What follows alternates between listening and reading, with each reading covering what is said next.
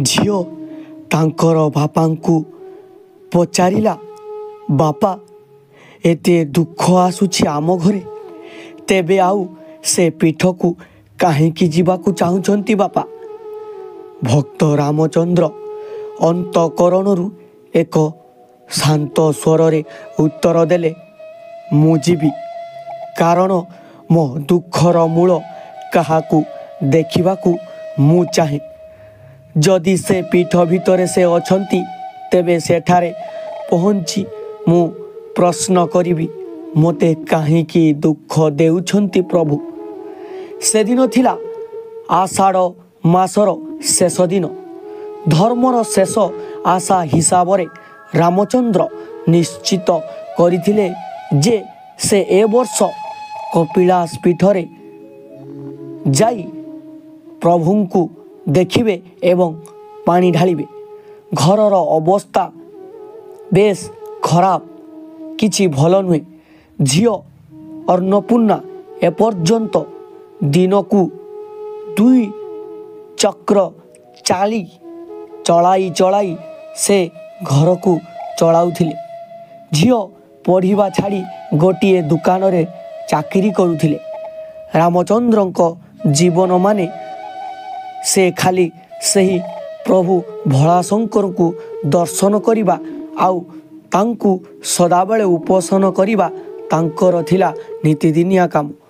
ଏବଂ ଏଇ ଶ୍ରାବଣ ମାସର ଶେଷ ସୋମବାରରେ ସେ ଯାଇ କପିଳାସ ପୀଠରେ ମହାଦେବଙ୍କୁ ଦର୍ଶନ କରିବାକୁ ଚାହୁଁଥିଲେ।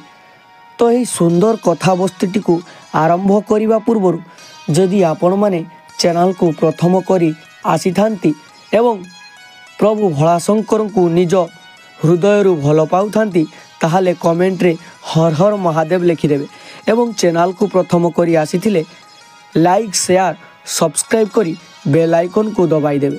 ତ ଆସନ୍ତୁ ଆଉ ଡେରି ନକରି ଏହି କଥାବସ୍ତୁଟିକୁ ଆରମ୍ଭ କରିବା।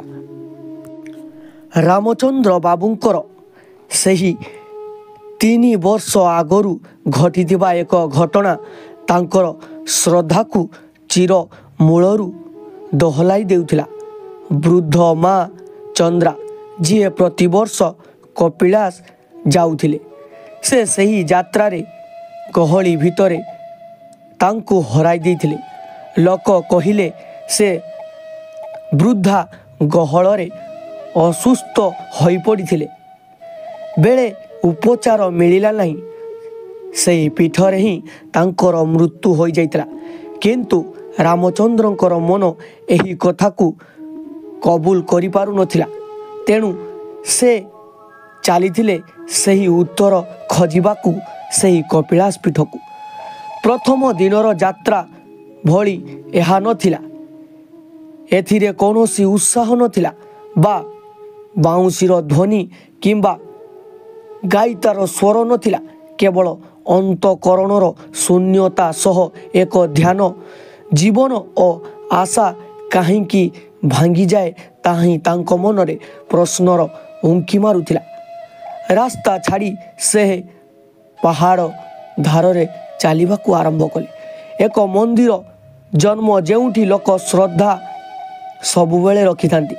ସେଇଠି ସେ ଏଇଥିପାଇଁ ପ୍ରମାଣ ଖୋଜିବାକୁ ଚାହୁଁଥିଲେ ଯେ ସେ ଦେବତା କେବଳ ମୂର୍ତ୍ତି ନୁହନ୍ତି, ସେ ମନ ମଧ୍ୟରେ ଅଛନ୍ତି ସମସ୍ତଙ୍କର। ପଥରରେ ତାହା ତିଆରି ହୋଇଥିବା ମୂର୍ତ୍ତି ନୁହେଁ।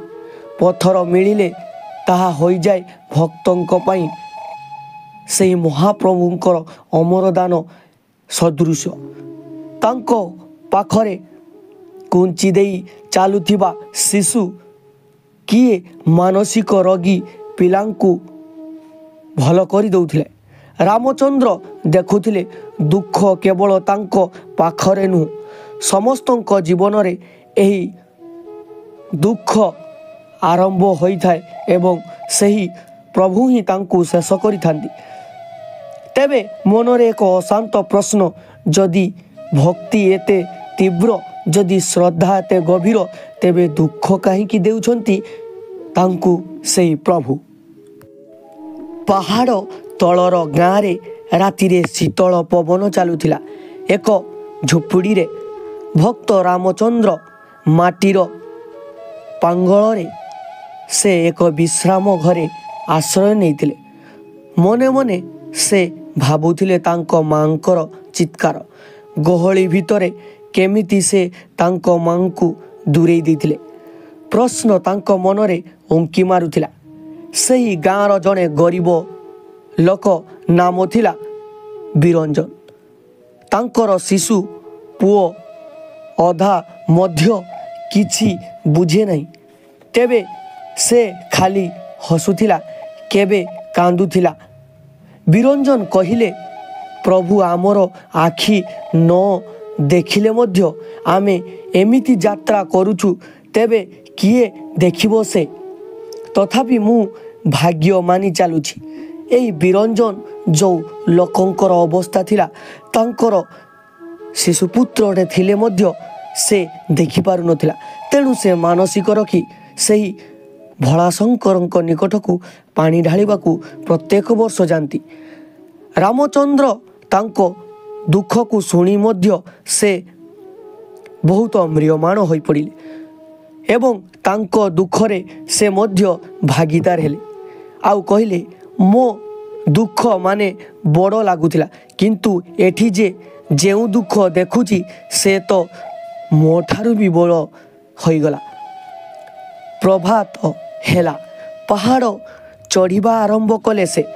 ଏହି ପାହାଡ଼ ତ କେବଳ ଶାରୀରିକ ଅବଧି ନୁହେଁ, ଏହି ପାହାଡ଼ ତ ମନ ଭିତର ଅନ୍ଧାରକୁ ଚିରିବାର ଏକ ପଥ। ପ୍ରତି ପାଦରେ ସେ କଷ୍ଟ ଯନ୍ତ୍ରଣା ଅନୁଭୂତି କରୁଥାନ୍ତି, କିନ୍ତୁ ତାଙ୍କ ମନରେ ଥିଲା ସେହି ଗୋଟିଏ ପ୍ରଶ୍ନ, ତାଙ୍କର ମାଙ୍କର ସେହି ମୃତ୍ୟୁର ରହସ୍ୟକୁ ସେ ଜାଣିବେ। ସେ ପ୍ରତି ମନ୍ଦିର ସିଡ଼ି ଚଢ଼ିବାକୁ ଆରମ୍ଭ କଲେ। ଏକ ଜନ୍ମ ଅନ୍ତର ଶ୍ରଦ୍ଧା ତାଙ୍କ ଭିତରେ ଥିଲା। ଲୋକ ଧରିଲେ ପାଣି, ଫୁଲ, ବେଲପତ୍ର, ରାମଚନ୍ଦ୍ର କିଛି ନେଇଥିଲେ। ସେ କେବଳ ସେହି ପ୍ରଶ୍ନର ଉତ୍ତର ଜାଣିବା ପାଇଁ ସେଠାକୁ ମନରେ ଭକ୍ତି ନେଇ ଯାଇଥିଲେ।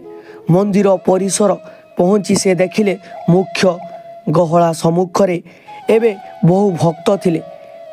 ଏକ ଶ୍ରଦ୍ଧାରେଖା ସେଠାରେ ସମସ୍ତେ ପାଣି ଢାଳିବାରେ ଗହଳିର ଅନୁଭୂତି ସେ ଅନୁଭବ କରିଥିଲେ।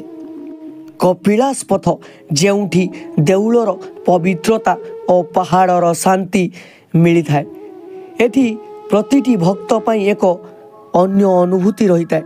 ରାମଚନ୍ଦ୍ରଙ୍କ ପାଇଁ ଏହି ଯାତ୍ରା ଦେଉଳ ଦର୍ଶନ ନୁହେଁ, ଏହା ଥିଲା ଅନ୍ତରାତ୍ମାର ଅନ୍ତିମ ନିର୍ଣ୍ଣୟପୂର୍ବକ ଶୋଧଯାତ୍ରା।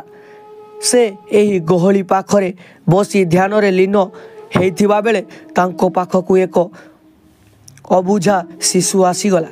ଶିଶୁ ହସିଲା, ତାଙ୍କ ହାତ ଧରି କହିଲା, ମୁଁ ତୁମକୁ ଦେଉଳ ଦେଖାଇଦେବି। ଏତେ ଆଶ୍ଚର୍ଯ୍ୟ ହେଲେ ରାମଚନ୍ଦ୍ର। ଶିଶୁଟିଏ ଅନ୍ୟ ଲୋକଙ୍କ ଦେଖା ଦେଲା ନାହିଁ। ତାଙ୍କ ଆଖି ଆଗକୁ ଏମିତି ଅଦ୍ଭୁତ ଶାନ୍ତ ହସ, ଏକ ଶିଶୁ କେଉଁଠୁ ଆସିଲା? ତେବେ ଶିଶୁଟିଏ ତାଙ୍କୁ ଏକ ଦିଗକୁ ନେଇଗଲା, ଯେଉଁଠି ଏକ ବୃଦ୍ଧ ମହିଳା ପଥ ଧରି ବସିଥିଲେ। ତାଙ୍କ ହାତରେ ଥିଲା ତାଳପତ୍ର, ଚାଉଳ ଓ ଏକ କଡ଼ି। ଶିଶୁ କହିଲା, ସେ ମା ତୁମକୁ ଅନ୍ତିମ ସୂତ୍ର ଦେବେ। ରାମଚନ୍ଦ୍ର ଆଗକୁ ବଢ଼ି ସମ୍ବେଦନା ଭାର ସ୍ୱରରେ ପଚାରିଲେ, ମା, ମୁଁ ଏଠି ଏକ ଉତ୍ତର ପାଇଁ ଆସିଛି। ମୋ ମା ଏଠି ହଜିଯାଇଥିଲେ।